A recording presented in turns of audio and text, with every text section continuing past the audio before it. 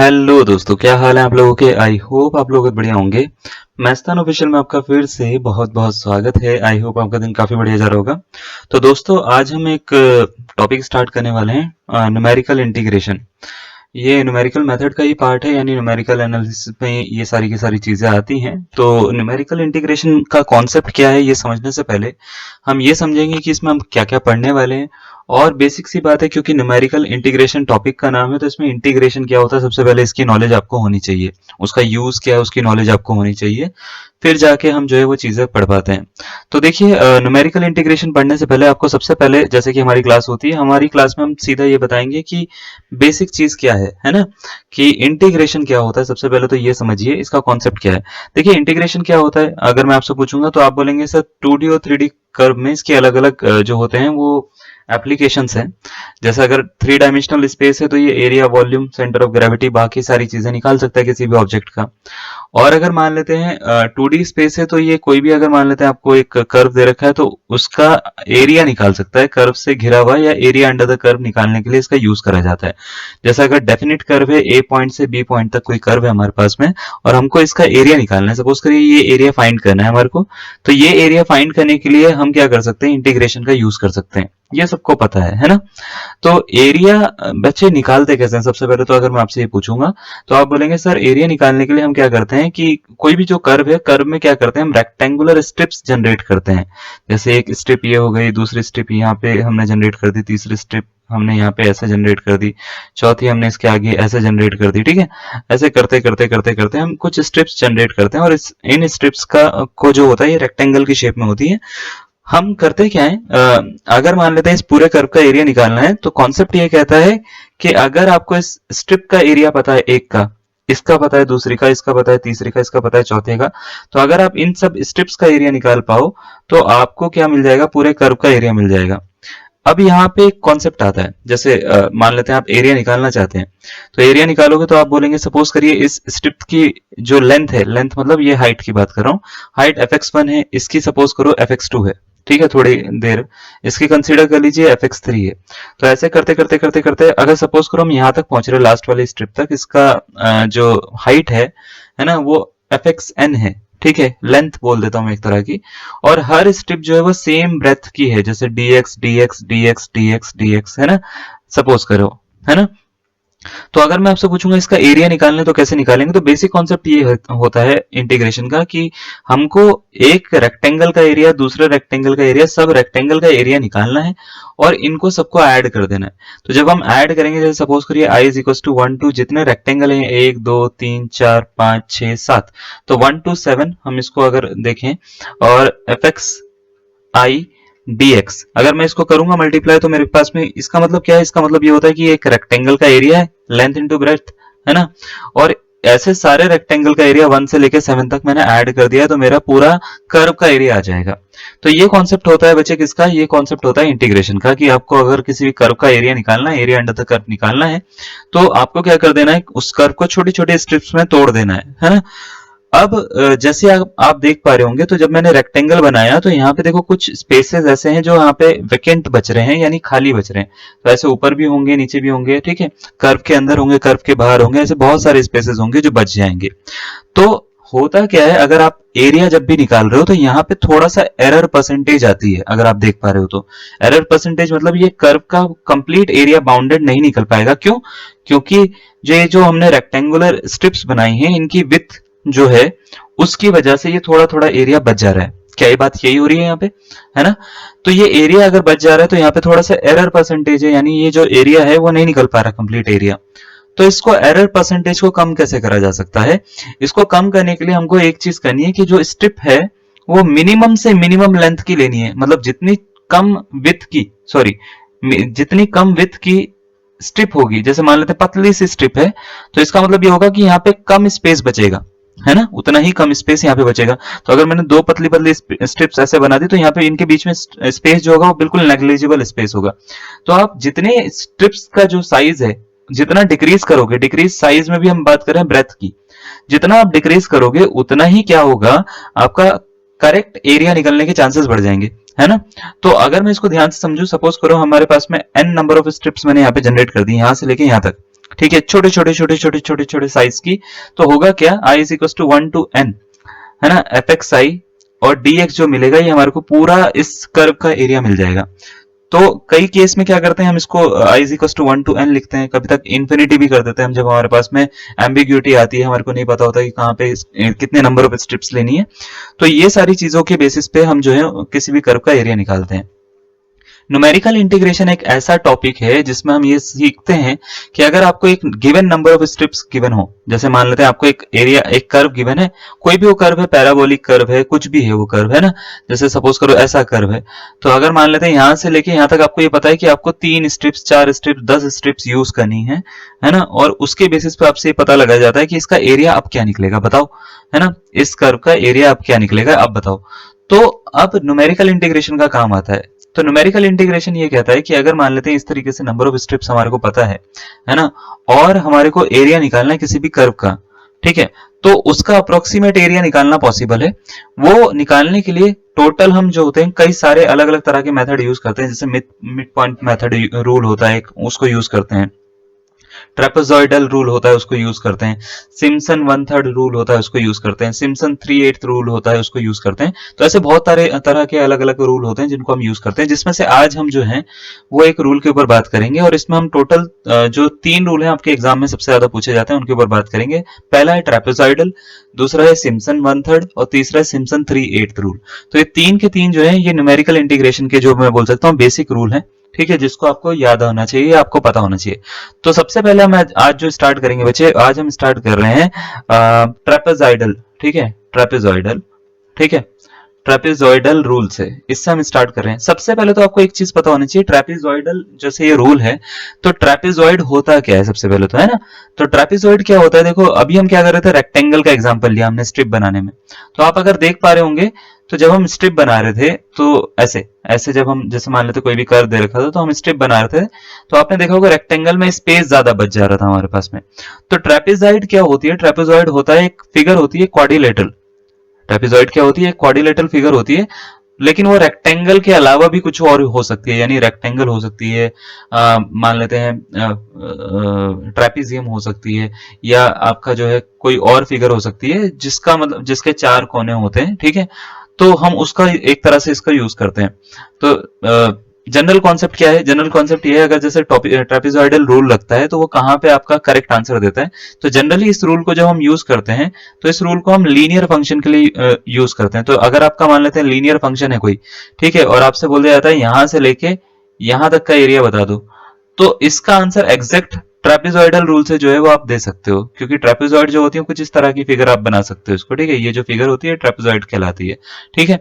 तो जब भी आपसे लीनियर फंक्शन आपको समझ में आता है, लीनियर फंक्शन वो फंक्शन होते हैं, या लीनियर इक्वेशन जो होती है, लीनियर इक्वेशन को सॉल्व करना हो, ठीक है, लीनियर इक्वेशन को सॉल्व करना हो, तो ऐसी इक्वेशन जिसकी डिग्री क्या होती है बच्चे, 1 होती है, तो इसमें ये लगभग लगभग एग्जैक्ट आंसर देते हैं, है ना। यानी जब भी आपके पास में लीनियर इक्वेशन का कोई भी इंटीग्रेशन का क्वेश्चन आता है न्यूमेरिकल इंटीग्रेशन में सॉल्व करने के लिए, तो हम ट्रेपेजॉइडल रूल यूज करते हैं और उससे हमारा आंसर इजिली निकल जाता है। क्या सिर्फ ये लीनियर इक्वेशन के लिए यूज होता है, ऐसा नहीं है, हमने ये बोला इससे ये एग्जैक्ट आंसर दे देता है, इसका मतलब ये नहीं है कि बाकी फंक्शन को सॉल्व नहीं कर सकता, आप किसी भी तरह के फंक्शन को इससे सॉल्व कर सकते हो इस रूल से, ठीक है, चाहे वो लीनियर हो, चाहे वो लीनियर ना हो, चाहे वो ट्रिग्नोमेट्रिक फंक्शन हो, कुछ भी हो, ठीक है, आप उससे सॉल्व कर सकते हो। There will be some error percentage, जिसमें कुछ एरर परसेंटेज आएगी जिसकी वजह से आंसर जो है थोड़ा सा डिफ्लेक्ट करेगा, लेकिन आपका आंसर निकल जाएगा, ठीक है। जनरली हम क्या करते हैं, लीनियर इक्वेशंस को सॉल्व करने के लिए हम क्या करते हैं, इस रूल को यूज करते हैं, ठीक है।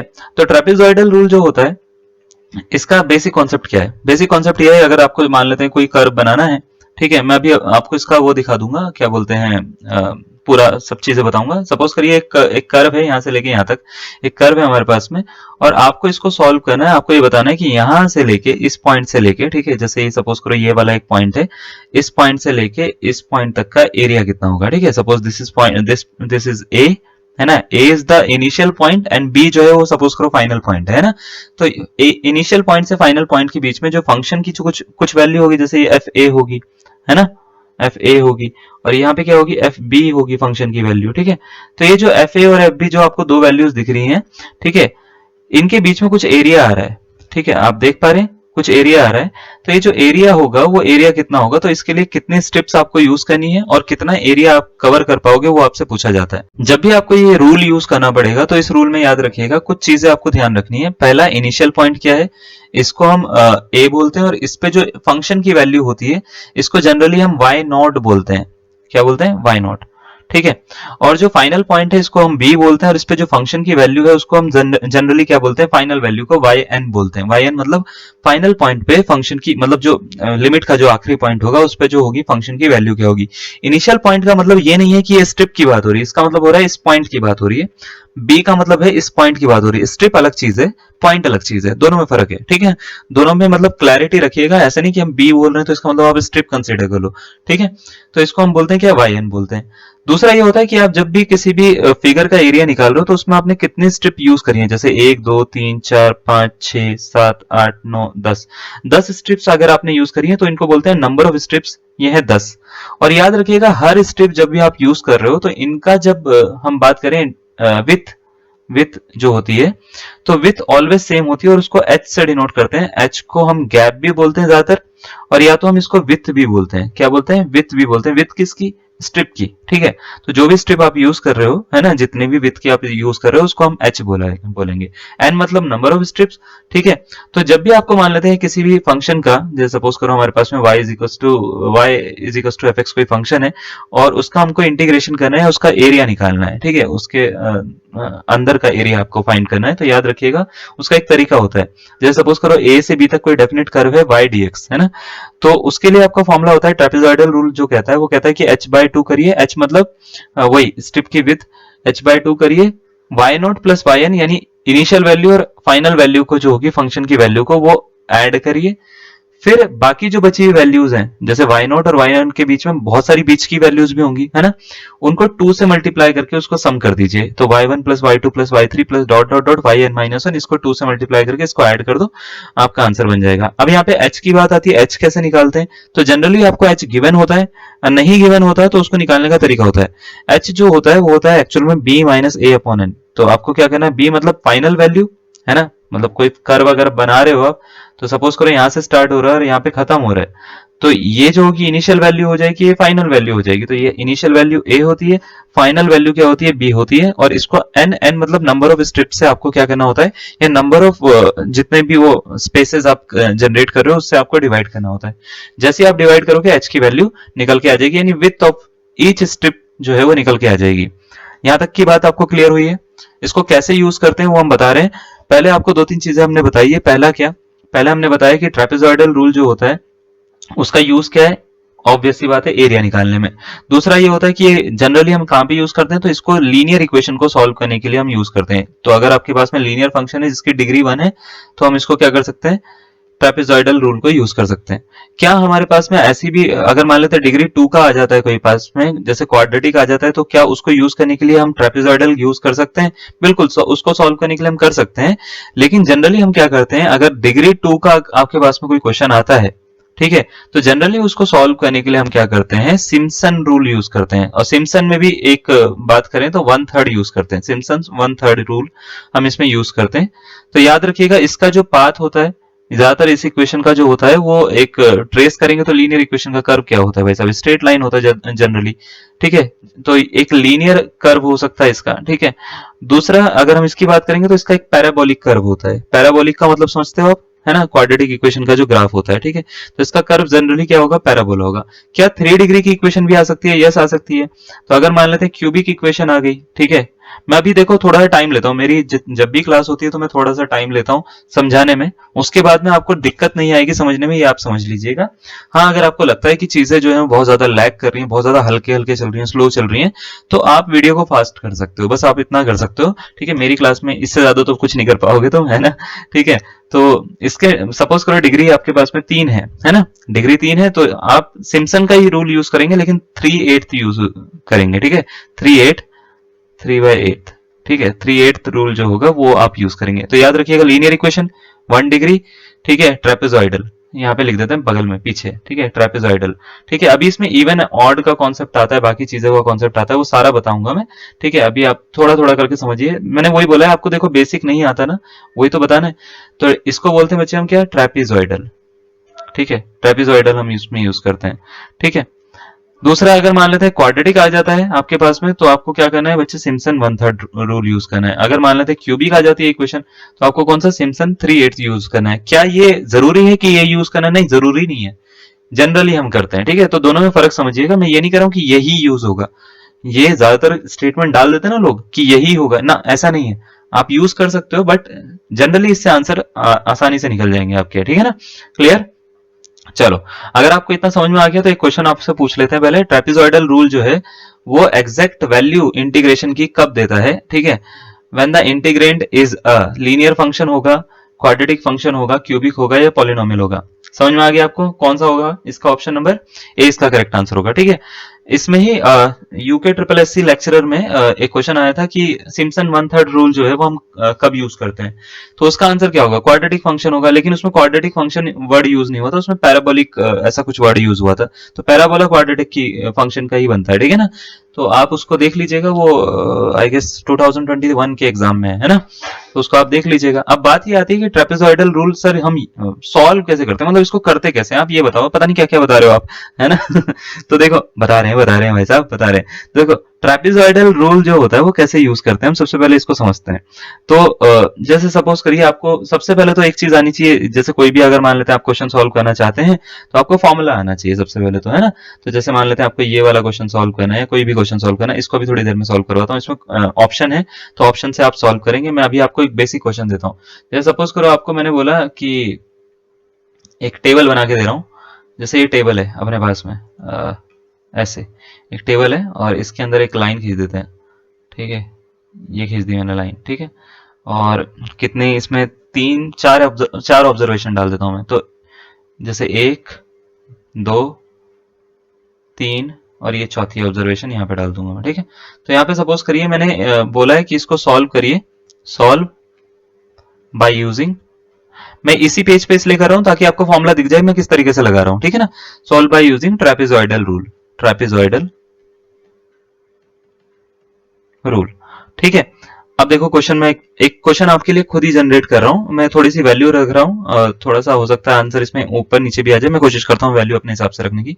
दो के गैप में रख लेते हैं, 20246, और सपोज करो मैं यहाँ पे कुछ भी रख लेता हूँ, 5 रख लेता हूँ, 5 रख लेता हूँ, और यहाँ पे 5, उसके बाद 9 रख लेता हूँ, चलो यहाँ पे 13 रख लेता हूँ, यहाँ पे 17 या 17 रख लेता हूँ, चलो ठीक है, ये रख लिया मैंने पूरा का पूरा।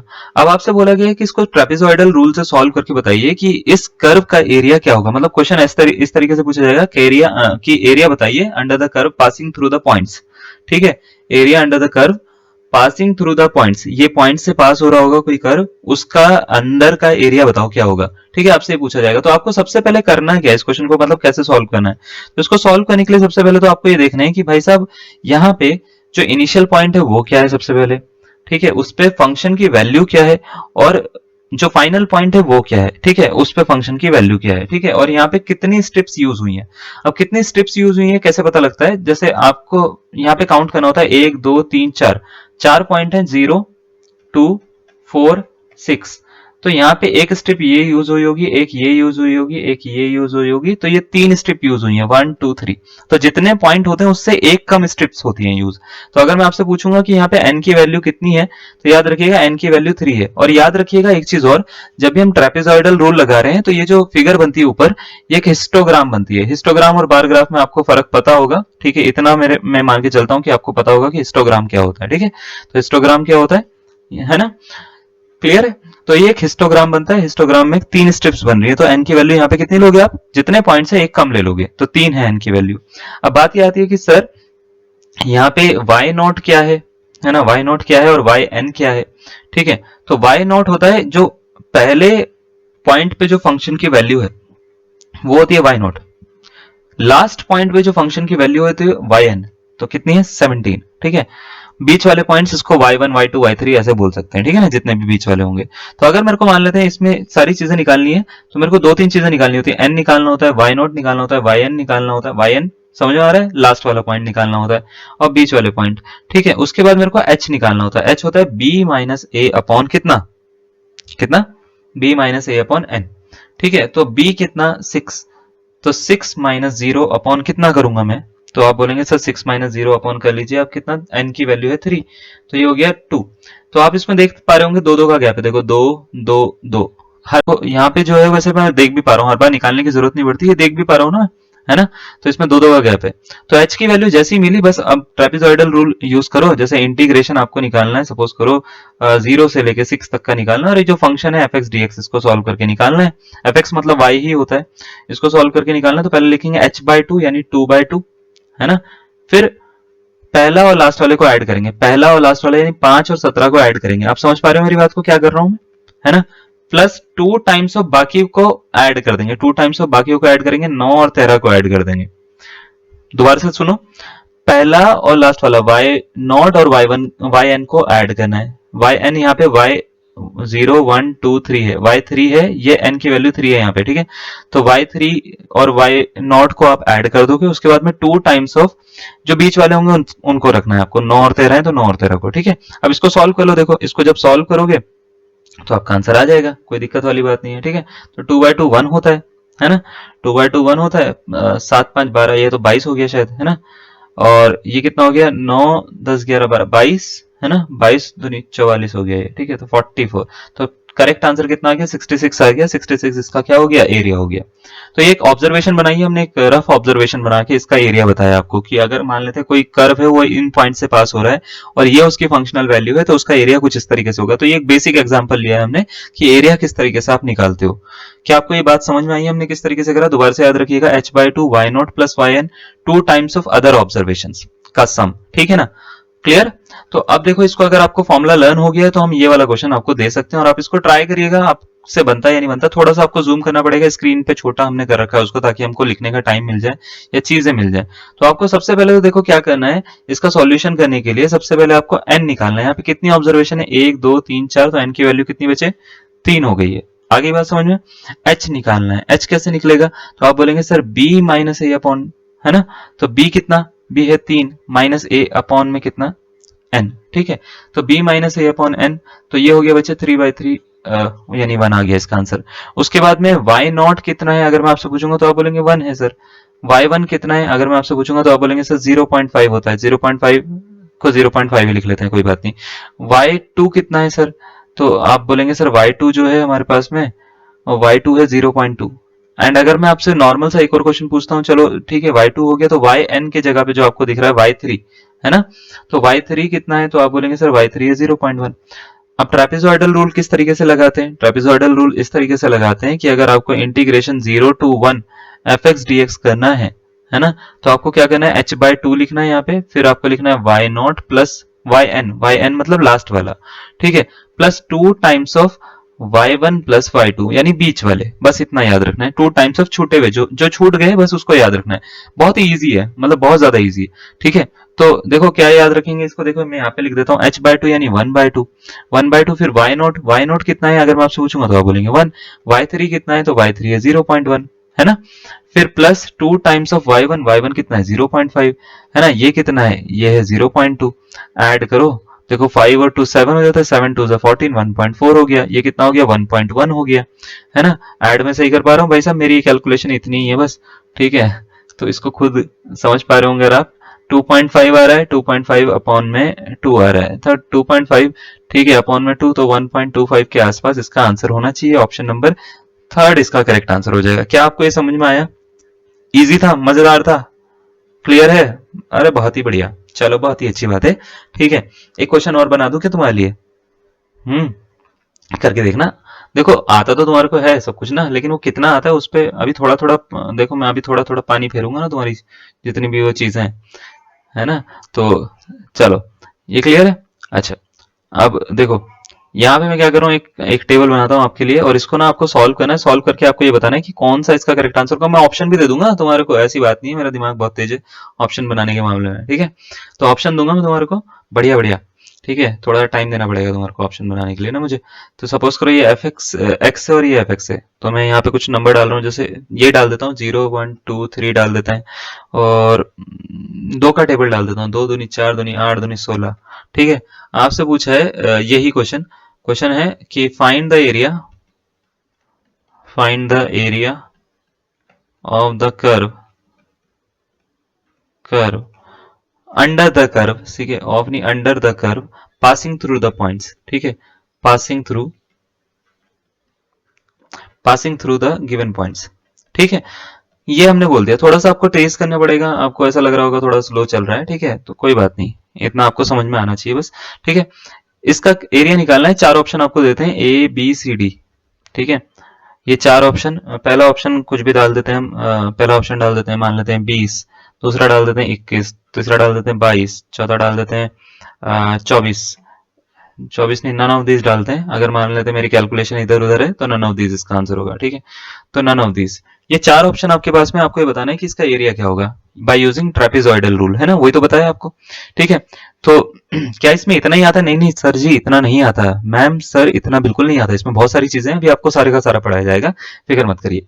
ठीक है, तो सबसे पहले तो आपको क्या क्या निकालना पड़ेगा, इसको ना देखो, आप वीडियो को पॉज करके सीधा सीधा आंसर करना शुरू कर सकते हो, मैं इसका आंसर बता रहा हूँ ताकि आपको वेट ना करना पड़े जो देख रहे हैं। ठीक है, तो सबसे पहले तो आपको ये देखना पड़ेगा कितने स्ट्रिप्स यूज हुई हैं। टोटल 4 ऑब्जर्वेशन में 3 स्ट्रिप्स यूज हुई हैं, है ना, 4 पॉइंट्स है, सॉरी 4 पॉइंट्स हैं तो 3 स्ट्रिप्स यूज हुई हैं। फिर आपका काम होगा एच निकालना। एच होता है final minus initial upon n, final minus initial upon n, तो कितना 1 आ गया। अब आपसे पूछा जाता है कि भाई साहब वाई जीरो कितना होगा या वाई नोट कितना होगा। ठीक है, तो वाई नोट कितना होगा, तो आप बोलेंगे सर वाई नोट की वैल्यू जो है वो 2 है, वाई वन की वैल्यू कितनी है 4 है, वाई टू की वैल्यू कितनी है बच्चे 8 है, वाई थ्री की वैल्यू कितनी है बच्चे 16 है। ये है वाई नोट, ये है वाई एन। ठीक है, और ये बीच की वैल्यूज। तो बाई यूजिंग ट्रेपेजॉइडल रूल, अगर मेरे को 0 से मान लेते हैं 3 तक मुझे इसका एरिया निकालना है, ये 1 क्यों लिख रखा है, ये 1 नहीं है, 3 था, अरे इसको चेंज कर लेना, यहाँ पे 3 था। ठीक है ना, और मैंने यहाँ पे देखकर भी पिछले वाले क्वेश्चन में 0 to 1 लिख दिया है, तो उसको चेंज कर लेना, 0 to 3 है। ठीक है, 0 to 3 F x D x. ठीक है, इसको सॉल्व करना है, तो इसका फॉर्मूला क्या होता है, h/2, तो 1/2 हो जाएगा। फिर सम ऑफ द मतलब first term and the last term. ठीक है, तो फर्स्ट एंड लास्ट ऑब्जर्वेशन जो होगी, फंक्शन की जो वैल्यू होगी उसका सम करो, तो 2 + 16 हो जाएगा। फिर +2 टाइम्स ऑफ 4 + 8 हो जाएगा। ठीक है, तो इसको सॉल्व करेंगे तो भाई साहब कितना आंसर आएगा, हाँ जी 16 2 18 और 4 12, 12 दूनी 24, 18 और 24 कितना होता है भाई साहब, ये होता है मेरे हिसाब से 42। 42 को 2 से डिवाइड करेंगे तो आएगा 21। ठीक है, ये लो जी, ये आपका आंसर बन रहा है ऑप्शन नंबर बी। जब भी मेरे पास में आंसर बनाना होता है तो मैं अपने ब्लड ग्रुप पे आंसर डाल देता हूं, तो ऑप्शन नंबर बी इसका करेक्ट आंसर है, 21 इसका करेक्ट आंसर होगा। क्या आपको समझ में आ गया, अब ये क्लियर है पक्का अच्छे से? ठीक है, अगर आपको ये क्लियर है, अब मैं ये सिखाता हूँ कि इससे और चीजें कैसे कर सकते हैं, और अलग अलग तरह के क्वेश्चन किस तरीके से सॉल्व कर सकते हो आप। ठीक है, तो चलिए अब हम क्या करते हैं, इसमें ना चीजों को चेंज करते हैं, कैसे चेंज करते हैं अभी दिखाते हैं आपको। जैसे सपोज करो आपसे एक क्वेश्चन बोल रखा है, if f0 is equals to 1, f1 is equals to 2.72, the approximate value of 0 to 1 integration, अच्छा उस वाले में 0 to 3 कर लेना आप अपने आप ना, 0 to 1 integration F x D x trapezoidal rule gives 3.72 1.76 0.86 1.86। अगर आपको लगता है कि आपको समझ में आ गया तो आप इसको सॉल्व करना शुरू कर सकते हो, अपने दिमाग से आप कर लो। ठीक है, अगर आपको लगता है समझ में नहीं आया, फिर मेरा आंसर देखो। ठीक है, दोनों में से एक काम करना पड़ेगा आपको, या तो मेरा आंसर देखो या तो इसको सॉल्व करना शुरू कर दो। अगर आप सॉल्व करते हो तो इन चारों में से एक करेक्ट आंसर है। ठीक है, तो बना लो कौन सा आपको लगता है कि करेक्ट होगा आपके अकॉर्डिंग। तो क्या ये मैंने टफ क्वेश्चन दिया है आपको? अरे भाई साहब लड्डू क्वेश्चन मैंने आपको दिया है, ठीक है ना, बहुत ही इजी क्वेश्चन है। तो आपको ये बोल रखा है कि एक कर्व है ना, 0 to 1, ये 0 पॉइंट है, ये 1 पॉइंट है। ठीक है, और 0 तो यहाँ पे होता है, 0 to 1 एक कर्व है। ठीक है, ये है सपोज करो, तो ये 0 पॉइंट है, ये 1 पॉइंट है। ठीक है, तो 0 to 1 एक कर्व है, और इसमें आपसे बोल रखा है कि f0 की वैल्यू 1 है, यानी ये जो वैल्यू है f0 की है। ठीक है, और f1 की जो वैल्यू है वो ये है भाई साहब, कितनी है 2.72 है। तो आपसे बोला गया है कि इसको सॉल्व करो ट्रेपेजॉइडल रूल की हेल्प से। तो बड़ा इजी है, हमको क्या पता है कि y नोट कितना होगा, पता है ये होगा 1 होगा। क्या हमारे को पता है yn कितना होगा, तो आपको पता है बिल्कुल 2.72 होगा। इसके बीच में कोई वैल्यू है, बिल्कुल नहीं है, एक स्ट्रिप यूज करके इन्होंने निकालने की कोशिश करी है इसको। तो ऑब्वियस सी बात है, कैसे सॉल्व करेंगे, integration 0 to 1 F x D x, है ना। इसको अगर मुझे सॉल्व करना होगा तो क्या होगा बच्चे, ये होगा h/2, है ना, h/2 और यहाँ पे y0 प्लस वाई एन ही होगा, क्योंकि और तो कोई वैल्यू है ही नहीं मेरे पास में बीच में डालने के लिए, एक ही स्ट्रिप यूज हुई है, तो n की वैल्यू 1 हो जाएगी। ठीक है, h की वैल्यू कैसे निकालेंगे, h की वैल्यू होती है b माइनस ए अपॉन टू, है ना, तो b माइनस ए अपॉन टू अगर मेरे को करके निकालना पड़ेगा, तो यहाँ पे तो कुछ है ही नहीं, ये है ये और ये वाला पॉइंट है, तो 1 माइनस 0 अपॉन सॉरी 2 नहीं n, n मतलब 1, तो इसका आंसर आ जाएगा 1। तो h की वैल्यू भी 1 आ रही है, n की वैल्यू भी 1 आ रही है।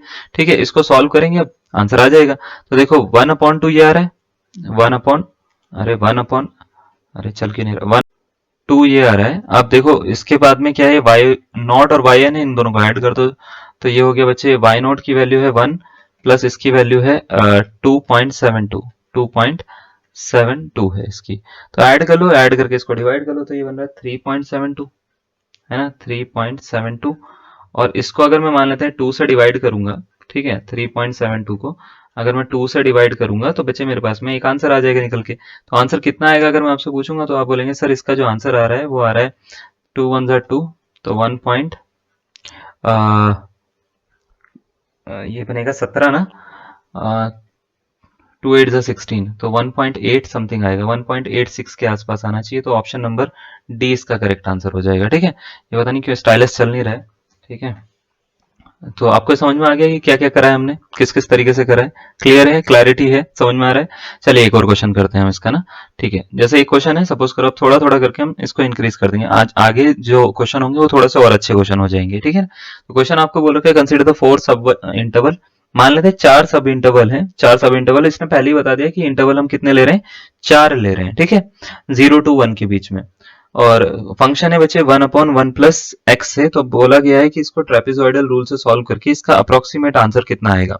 अब इसमें होता क्या है कि जब भी हम ट्रेपेजॉइडल रूल यूज करते हैं ना, तो होता इसमें एक दिक्कत है, दिक्कत ये है कि आपको कैलकुलेटर की हेल्प लेनी पड़ती है, और एग्जाम में कैलकुलेटर तो मिलता नहीं। तो अब अगर मान लेते हैं आप ग्रेजुएशन के एग्जाम दे रहे हो, तो ये क्वेश्चन ठीक है, उसके लिए कोई दिक्कत वाली बात नहीं है, बट ग्रेजुएशन के एग्जाम नहीं दे रहे हो तो फिर इसमें कैलकुलेट करने में हालत खराब हो जाती है। ठीक है, तो देखो जैसे आपको 4 ऑप्शन दे रखे हैं, आप इसको ट्राई करके देख सकते हो, मैं इसका सीधा सीधा आंसर बताने की कोशिश करता हूँ। तो जैसे अगर आपको एक फंक्शन दे रखा है, ये फंक्शन क्या है, तो फंक्शन दे रखा है 0 to 1, है ना, और 1/1 प्लस एक्स डी एक्स, तो ये है एफ एक्स। ठीक है, इस समय, और आपको ये बोला गया कि इसको ना 4 सब इंटरवल में यूज करा, मतलब तोड़ा गया है या इसको बनाया गया है। 4 सब इंटरवल का मतलब ये होता है कि आपको यहाँ पे 4 वैल्यूज लेनी पड़ेंगी, मतलब ऐसे, जैसे ये x है, ये एफ एक्स है। ठीक है, तो आपको क्या करना पड़ेगा, यहाँ पे 1 2 3 और 4 स्ट्रिप, मतलब आप ऐसे समझिए कोई भी कर्व होगा, मतलब जो भी कर्व होगा इसका, इसमें 4 स्ट्रिप्स बनी होंगी, एक स्ट्रिप ये हो गई, फिर दूसरी ये हो गई, फिर तीसरी ये हो गई, फिर चौथी ये हो गई, तो ये कर्व इस तरीके से पूरा हुआ होगा। ठीक है ना, तो 4 सब इंटरवल का मतलब ये है 4 स्ट्रिप्स का इसमें यूज हुआ है। जब 4 स्ट्रिप्स होती हैं तो यहाँ पे याद रखिएगा, यहाँ पे 5 ऑब्जर्वेशन आती हैं, तो 1 2 3 4 5 यहाँ पे आपने क्या बना देने, मैं बोल सकता हूँ डिब्बे बना देना है। ठीक है, बॉक्स बना देना है। तो जैसे आप बनाओगे, अब आपका दूसरा काम ये रहेगा कि चलो मुझे ये तो पता है कि सर इसमें 4 बॉक्स होंगे, अब इसमें वैल्यूज क्या क्या डालनी है ना, तो उसके लिए आपको सबसे पहला काम होगा, आपको h निकालना होगा। h होता है b माइनस ए अपॉन एन। ठीक है, अब b क्या है, b होती है जो अपर लिमिट होती है इसको b बोलते हैं, और जो लोअर लिमिट होती है इसको a बोलते हैं। तो इन दोनों को माइनस करके n मतलब 4 से डिवाइड करना है। तो अगर मैं मान लेते हैं इसको माइनस करता हूं, तो 1 माइनस 0/4, तो 1/4 0.25। तो इसका मतलब क्या है, इसका मतलब यह है, जैसे सपोज करो पहली वैल्यू 0 है, तो 0 में 0.25 ऐड करोगे, फिर 0.25 में फिर 0.25 ऐड करोगे तो 0.5 आ जाएगा, फिर 0.5 में फिर ऐड करोगे तो 0.75 आ जाएगा, फिर ऐड करोगे तो 1 आ जाएगा। तो इस तरीके से 0 to 1 की लिमिट जो है वो 4 सब इंटरवल में टूट गई है। आपको समझ में आ रहा है? ठीक है, तो यहां से लेके 0 से लेके यहां तक एक स्ट्रिप बनेगी, यहां से लेके यहां तक एक स्ट्रिप बनेगी, यहां से लेके यहां तक एक स्ट्रिप बनेगी, यहां से लेके यहां तक एक स्ट्रिप बनेगी, तो 4 स्ट्रिप्स इस तरीके से बनती है। आगे बात समझ में? अब बात ये आती है, अगर ट्रेपेजॉइडल रूल लगाना है तो मेरे को ये भी तो चाहिए कि y0 क्या है, y1 क्या है, y2 क्या है, y3 क्या है, y4 कितना है ना, ये सब चीजें भी तो चाहिए ना मेरे को। तो ये सब निकालने के लिए मेरे को क्या करना है, ये जो फंक्शन गिवन है, मैं इसको देखो, बेसिक तरीका तो ये होता है, ये जो फंक्शन गिवन है, अगर मान लेते हैं मेरे को ये y0 निकालना है, तो ये निकालने के लिए मेरे को x की जगह पे यहाँ पे 0 डाल देना है सबसे पहले।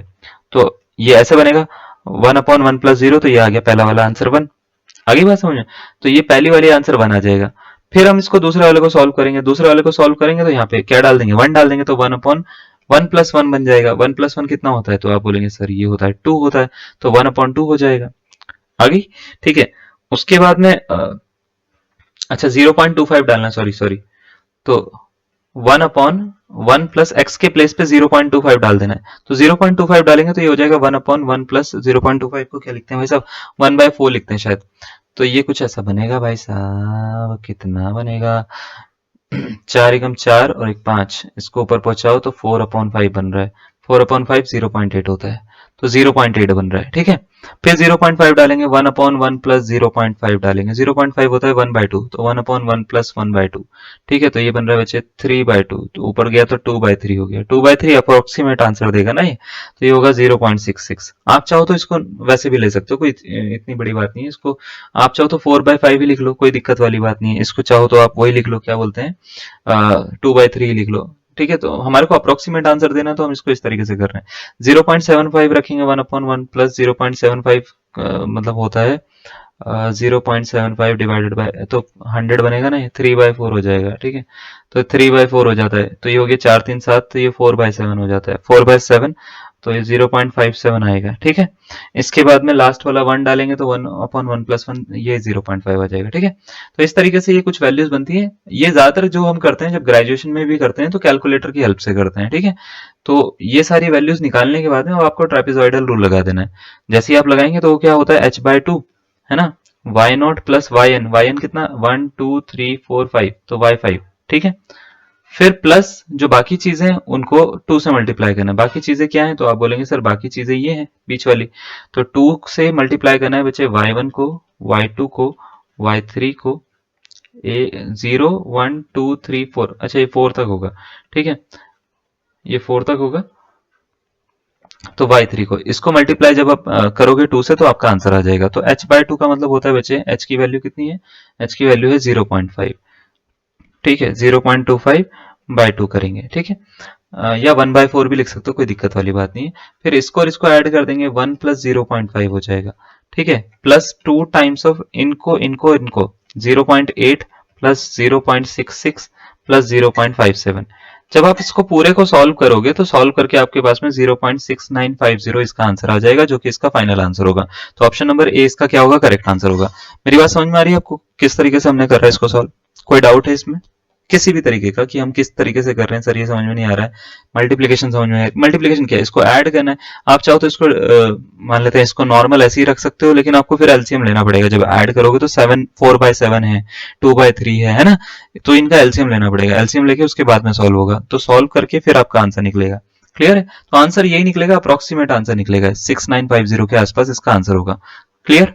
चलो, अगर आपको ये क्लियर हो गया तो ये वाला क्वेश्चन आप इसको सॉल्व करिए। इसको सॉल्व करके एक आंसर बता दीजिएगा, option number A B C या डी में से कौन सा इसका करेक्ट आंसर आ रहा है।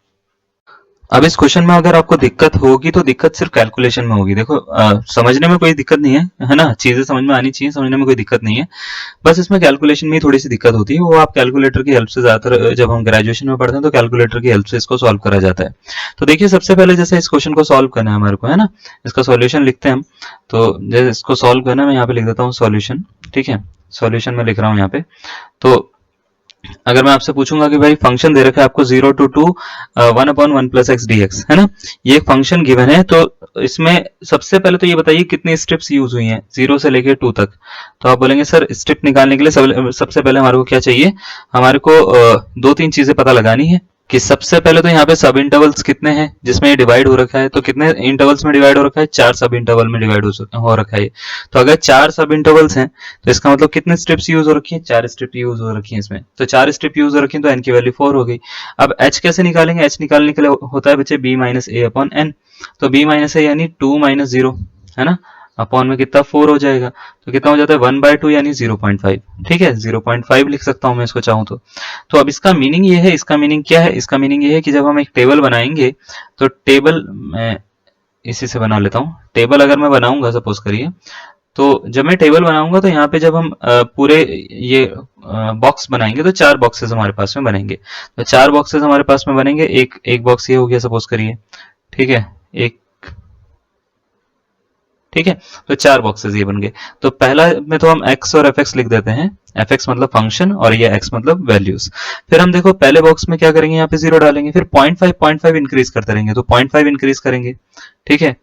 फिर उसके बाद क्या हो जाएगा, फिर 0.5 इंक्रीज करेंगे, अरे 5 बॉक्सेस बनाने पड़ेंगे, अरे भाई साहब एक बॉक्स ही और बनाना पड़ेगा, ठीक है।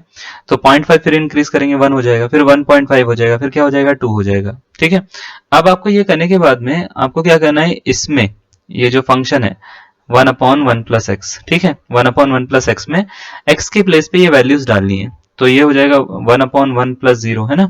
1 प्लस 0 अगर आप करते हो तो कितना आता है, तो आप बोलेंगे सर 1 ही आ जाएगा आंसर, ठीक है। उसके बाद आप क्या करोगे, 1/1 प्लस 0.5, है ना, तो 1/1.5 हो जाएगा। 1.5 होता है बच्चे 15/10, उसको आप सॉल्व करोगे तो 10/15 ऊपर जाके ऐसे बनेगा ये, है ना। तो इसको सॉल्व करो, सॉल्व करने पे आपका ये पहले तो 5 से कट होगा, उसके बाद में ये 2/3 समथिंग कुछ आएगा, है ना। तो ये 2/3 समथिंग कुछ आएगा, तो इसको क्या करेंगे आप सॉल्व कर लेंगे, है ना। तो ये सॉल्व करके जो भी बनेगा वो आप लिख लेना, है ना। मैं तो इसको ऐसे लिख रहा हूँ, 2/3 ही लिख दे रहा हूँ अभी। फिर उसके बाद में 1 डालेंगे तो 1/1 प्लस 1 हो जाएगा, ठीक है, 1/1 प्लस 1 यानी 1/2 हो जाएगा। उसके बाद 1.5 डालेंगे तो 1/1 प्लस 1.5 हो जाएगा, तो 1/2.5 हो जाएगा, है ना। तो 2.5 को हम सोल्व करेंगे तो 10/25 हो जाता है, 5 से कट करो, 5 पंजे हो जाता है, 5 दूनी हो जाता है, 2/5 हो गया, है ना। उसके बाद 2 डालेंगे, 1/1 प्लस 2 हो जाएगा, तो ये 1/3 हो जाएगा, सही है।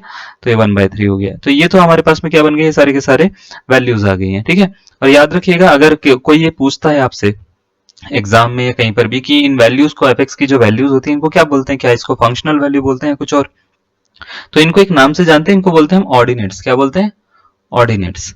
इनको ऑर्डिनेट्स बोला जाता है, ठीक है। तो अगर आपसे बोला जाएगा कि ये क्या है ये, ठीक है, y0 y1 y2 y3 y4, है ना, ये है क्या, तो ये ऑर्डिनेट्स है, ठीक है। अब आपको मान लेते हैं इसका एरिया निकालना है, तो integration 0 to 2 dx upon 1 plus x, इसको सॉल्व करना है। तो ट्रेपेजॉइडल रूल क्या कहता है, ये कहता है कि भाई साहब सबसे पहले h/2 लिखो, तो 0.5/2, है ना, 0.5/2 करेंगे। उसके बाद में क्या करेंगे, पहली और लास्ट ऑब्जर्वेशन को ऐड कर देंगे, 1 प्लस 1/3, और बाकी ऑब्जर्वेशन को 2 से मल्टीप्लाई करके ऐड करना है मेरे को, तो 2 इंटू 2/3 प्लस 1/2 प्लस 2/5, है ना, 2/5। आप इसको पूरा को पूरा सॉल्व भी कर सकते हो, मैंने इसको देखो पहले से ही सॉल्व कर लेता हूं मैं इसको जब आप सॉल्व करोगे तो ये देखो ये तो बनेगा 0.25, है ना। और जो अंदर बनेगा पूरा का पूरा सॉल्व करके, ये सॉल्व करके अंदर कुछ 4.46 के अप्रोक्सीमेट आंसर बनेगा, 4.46 के आसपास। तो जब आप इसको सॉल्व करोगे तो 1.115 आपका आंसर आना चाहिए, यानी ऑप्शन नंबर ए इसका क्या हो जाएगा, करेक्ट आंसर हो जाएगा, ठीक है। तो ये मैंने इसका पहले से कैलकुलेशन कर रखी है ताकि मेरा टाइम ना लगे ज्यादा। कैलकुलेशन का पार्ट आप खुद कर लीजिएगा, ठीक है, कि क्या क्या करना होता है, किस किस तरीके से आपको डिवाइड देखो सबको करना आता है, तो आप कर लीजिएगा, वो इस तरीके से आप इसका बना सकते हो। क्लियर है। देखो एक और क्वेश्चन हम बता देते हैं, उसके बाद में आपको होमवर्क दे देंगे, और डिपेंड करता है देखो आप किस तरीके से सॉल्व करोगे। तो देखो एक क्वेश्चन आपको दे रखा है, integration -1 to 1 mod x dx का जो होगा ट्रेपेजॉइडल रूल से 3 सब इंटरवल्स के लिए बताओ इसका आंसर क्या होगा, ठीक है।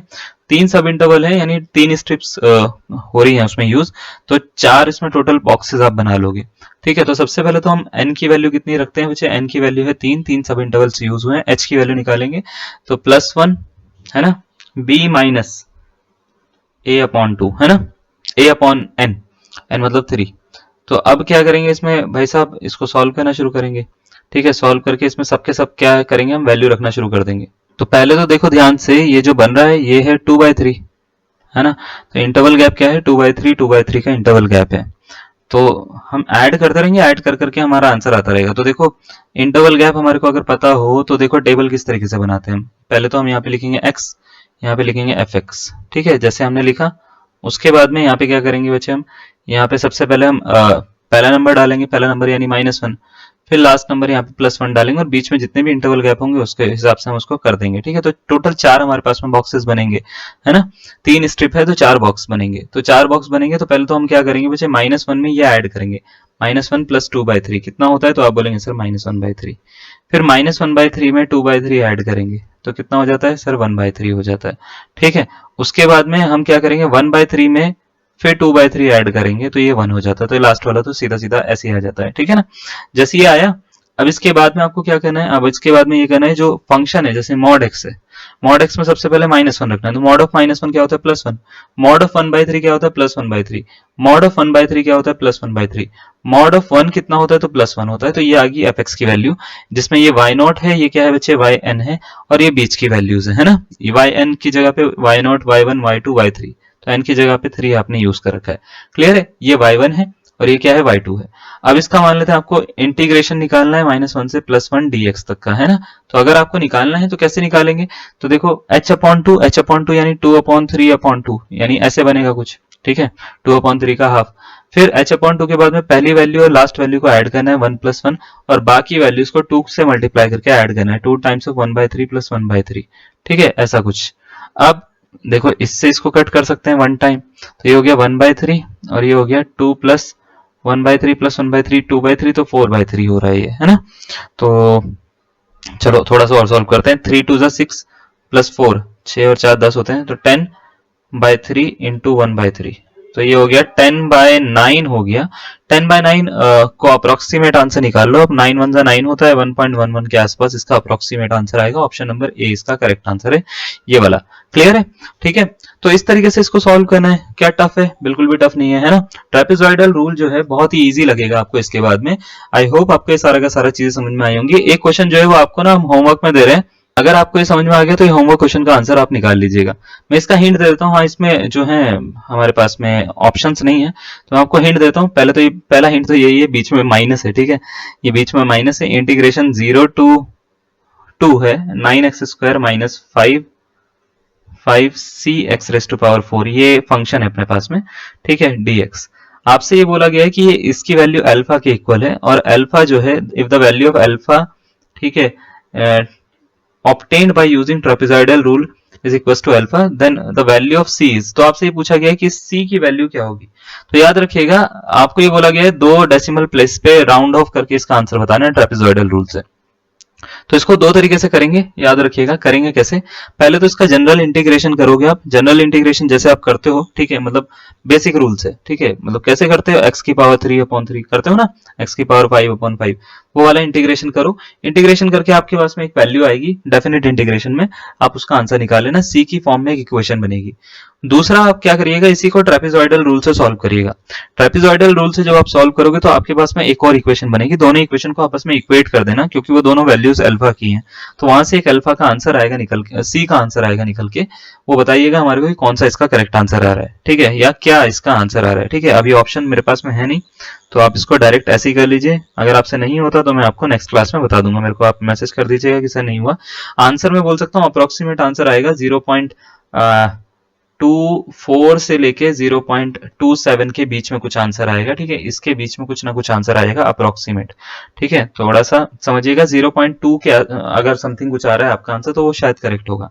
क्लियर है, तो चलिए आज के लिए इतना ही, धन्यवाद आपको, बाय बाय, आज के लिए कल मिलते हैं।